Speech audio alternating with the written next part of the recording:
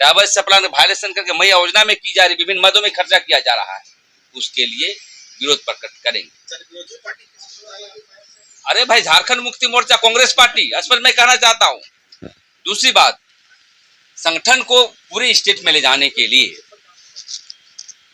हम लोग मई में तो दौरा होगा ही, और जाकर के हर जिला में हम लोग काम को करेंगे, लेकिन अक्टूबर में राज्य अधिवेशन हम लोग करेंगे, जिसमें कि हम लोग का राजनीतिक जो क्षण के बातें आएगी, जो पूरे देश के भारत आदिवासी पार्टी के हमारे राष्ट्रीय अध्यक्ष, उसके बाद संसद जो हैं राजकुमार रौत और कांति भाई रौत, मतलब जितने पांचों विधायक हैं, 4-5 विधायक जो बने हैं, वो सभी विधायक को हम बुलाएंगे और एक नीतिगत फैसले लेकर के आंदोलनात्मक कार्रवाई करने के लिए हम लोग आगे बढ़ेंगे।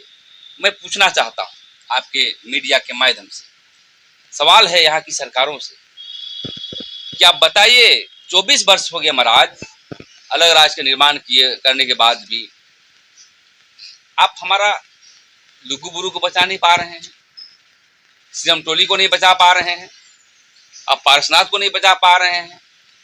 आप सर्वे करिए, आप पत्रकार हैं कि अब गुमला, सिमडेगा, आप हर जगह यही आदिवासी क्षेत्र है जहां ट्रक में भर भर के पलायन हो रहे, उसको नौकरी कौन देगा? ये सवाल है यहाँ की सरकार से। और कल कहेंगे कि मेरी संख्या घट रही है। आसमान निगल रहा है कि हम लोग बच्चे पैदा नहीं कर रहे हैं। इससे स्पष्ट पता चलता है कि जन विरोधी नीति जो अपनाया गया है, यहाँ के लोगों को रोजगार नहीं दी जा रही है, तो कहीं पलायन कर रहे हैं, कहीं वहीं बस जा रहे हैं, कोई कुपोषण के शिकार से मारे जा रहे हैं। तो सभी मुद्दे पर जो है हम लोग जन आंदोलन तेज करने का हम लोग काम करेंगे। दूसरी बात ये कहना चाहता हूं, जो हमारे मुद्दे हैं पलायन को लेकर के, पेशा कानून को लेकर के, पेशा कानून, जबकि यहाँ पर हाईकोर्ट ने भी निर्देश दिया है, 2-2 बार चिट्ठी आई है कि आप अविलंब जो है पेशा कानून लागू करिए, ग्राम सभा की शक्ति बहाल करिए, लेकिन यहाँ की सरकार को चू रेंग नहीं रही है। ये लोग को ऐसा लग रहा है अरे छोड़ो ना यार, आदिवासी लोग वोट देवे करेगा। तो मैं कहना चाहता हूँ कि सरकारों से कि आदिवासी समाज सजग हो गया है, पहले जैसा व्यक्ति नहीं है कि आप आदिवासी से वोट लें और फिर राज पे राज करते रहें।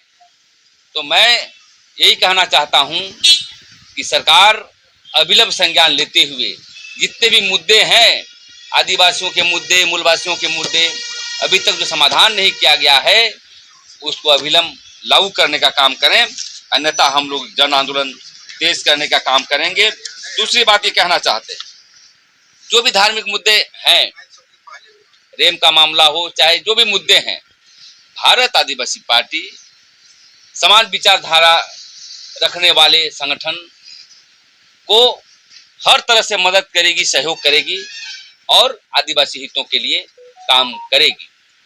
मैं दूसरी बात ये कहना चाहता हूं कि अपने पार्टी संगठन के लोग, भारत आदिवासी पार्टी के जो चुनाव लड़े हैं और जो जिला अध्यक्ष हैं, भंग तो कर रहे हैं आज, लेकिन उनको हटाएंगे नहीं, उनको प्रदेश कमेटी में रखेंगे या कहीं एडजस्ट करेंगे।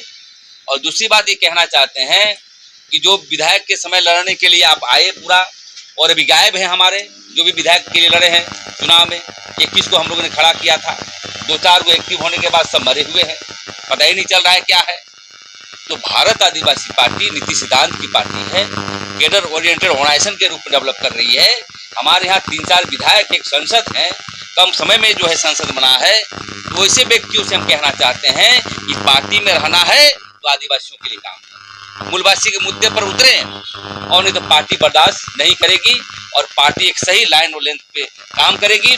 और आने वाला समय में हम समझते हैं, आने वाला समय संसद चुनाव आने वाला है, विधानसभा का चुनाव आने वाला है, तो हम लोग मुद्दे के आधार पर अभी से ही कमर कस के एक तीसरा विकल्प के रूप में आदिवासी मूलवासी को तालमेल बना करके बढ़ने के लिए हम लोग अग्रसर कर रहे हैं। तो आगे की कार्रवाई के लिए मैं चाहता हूं कि हमारा राष्ट्रीय सचिव है वो अपनी बात को रखेंगे।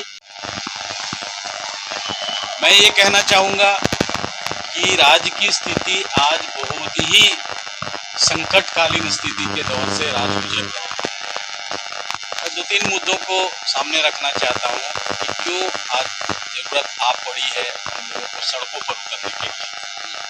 हम लोग भी ये मान के चल रहे थे और हम लोगों का सहयोग भी रहा कि इस राज्य में एक ऐसी सरकार बने जो यहाँ के लोगों के प्रति उत्तरदायी हो, क्योंकि राज बनाने का पहला मकसद होता है एक उत्तरदायी सरकार का गठन। तो हम लोगों ने एक उत्तरदायी सरकार के गठन के लिए सारे झारखंड के लोगों ने मतदान किया था और सरकार गठन करने का काम किया, जिसको अब वह सरकार कहा गया। मतलब हमारी सरकार, मतलब हमारे मुद्दों पर ये सरकार संजीदगी से काम करेगी, ऐसा इस राज्य में दिखाई नहीं दे रहा है। हम लोग पिछले कई महीनों से पेशा को लेकर आंदोलन कर रहे हैं। स्थिति ऐसी बन रही है और अब अंदर की बातें सामने आने लगी है कि सरकार आखिर क्यों नहीं चाहती है पेशा कानून लागू करना। पेशा कानून का मतलब है ग्राम सभा को अधिकार देना, संवैधानिक अधिकार देना, ताकि स्वतंत्र रूप से लोग आगे बढ़ सके और सरकार की सहायता के बल पर लोगों का विकास होगा। इसलिए पेशा कानून की बात हो रही थी।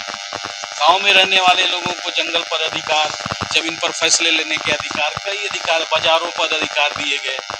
लेकिन राज्य सरकार का रवैया जो हम लोगों ने देखा है थोड़े दिनों में, ऐसा लग रहा है जैसे राज्य सरकार कॉरपोरेट घरानों के साथ में मिलकर काम कर रही है और उनके हित के कारण पेशा कानून को रोक के रखा गया है। अभी अडानी जी आए थे यहाँ पे, हेमंत सोरेन से मिलके गए हैं।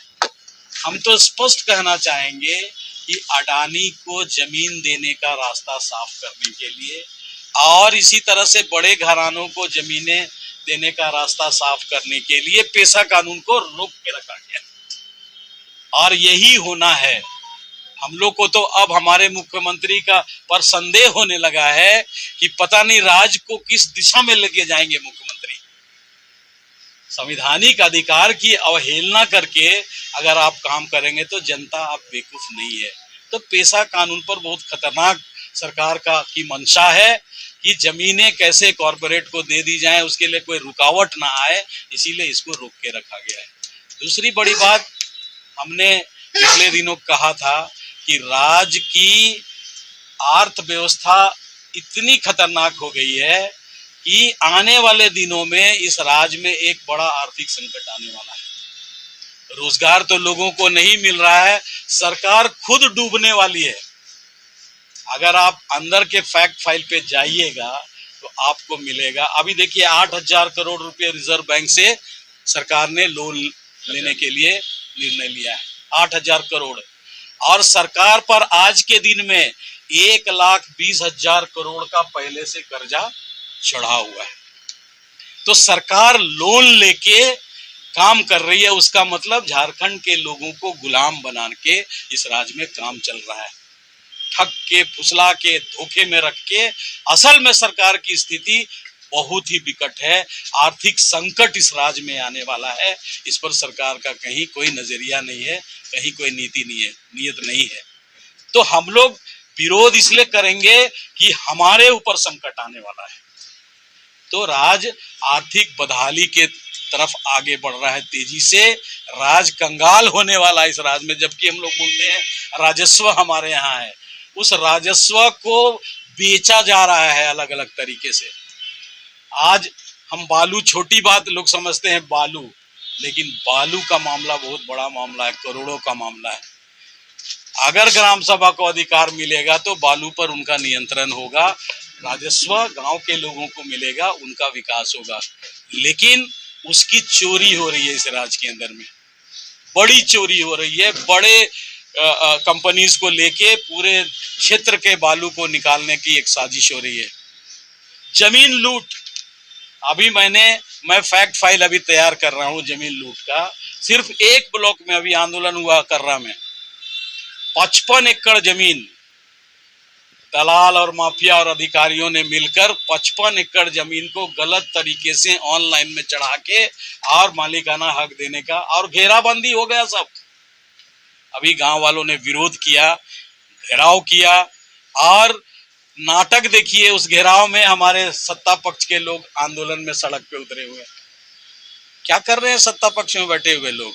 आपका काम है इसको रोकने की कार्रवाई करना। आप नाटक कर रहे हो सड़क पे उतर के, जमीन लूट रही है, लोग घेराबंदी कर रहे हैं और लगातार हमारे साथी जमीन लूट को लेकर जगह जगह जगह जगह रोज अभी देखिए आए हुए हैं। कितना एकड़ है? 25 एकड़, 322 एकड़ रेत लगाया हुआ इसी क्षेत्र में है। आपका जो बालसिरिंग एरिया है, रिंग रोड से सटा हुआ, 322 एकड़ जमीन कब्जा की गया, बड़े पैमाने पर लूट।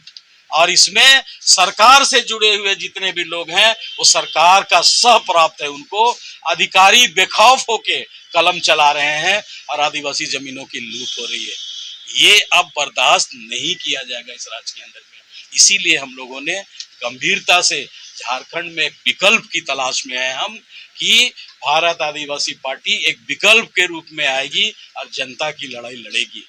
और इसीलिए अभी घोषणा हम लोगों ने किया है कि जितने भी दूसरे मूलवासी संगठन के लोग हैं उनके साथ भी तालमेल हम लोग बनाने का काम करेंगे, वैचारिक रूप से उनके साथ बातचीत करके एक बड़ा आंदोलन। अब ऐसा लगता है कि झारखंड राज्य को बचाने के लिए झारखंड में अलग राज्य बनाने की तर्ज पर एक आंदोलन की जरूरत है और हम उसकी तैयारी की ओर बढ़ रहे हैं। तो बड़ी गंभीर समस्याएं हैं इस राज्य में, लेकिन सरकार पूरी तरह से सारे चीजों को। महीनों बाद आज प्रेस के सामने में हम लोग अपना वक्तव्य दे रहे हैं कि झारखंड में अभी जो हालत है, आदिवासी के साथ साथ यहाँ की जनताओं की हालत बद से बदतर होती जा रही है। तो उसके लिए दोषीदार क्या है कि यहाँ सरकार किसी भी तरह के जनहित कार्य नहीं कर रहे हैं। मूलतः आदिवासी का तो कर नहीं रहे हैं, आदिवासियों को तो अबुआ बोल करके ठग रहे हैं।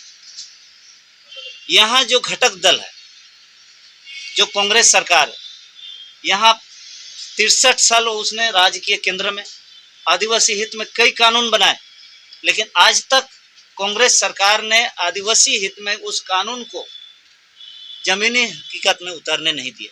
आज उदाहरण देख लीजिए कि यहाँ पेशा कानून बनी हुई है, उसका ड्राफ्ट रेडी है। ये भाई किसी के नाम से जारी करो, उसको लागू करो। कैबिनेट में ला नहीं रहे हैं, टीएससी में ला नहीं रहे हैं। और जब उनको पूछे जाते हैं, बीजेपी के एक विधायक, माननीय विधायक के द्वारा पूछे जाते हैं कि पेशा कानून कब लागू करेंगे, तो कहते हैं कि बहुत जल्द लागू होने वाला है, हम लोग इसका त्रुटि खोज रहे हैं।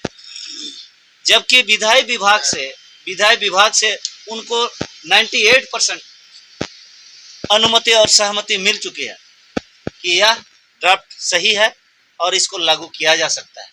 फिर भी लागू नहीं कर रहे हैं। तो अभी हमारे केंद्रीय महासचिव जी ने कहे कि इसमें बहुत बड़ी सजीश है। हम लोग तो देख रहे हैं, फील्ड में घूमते हैं।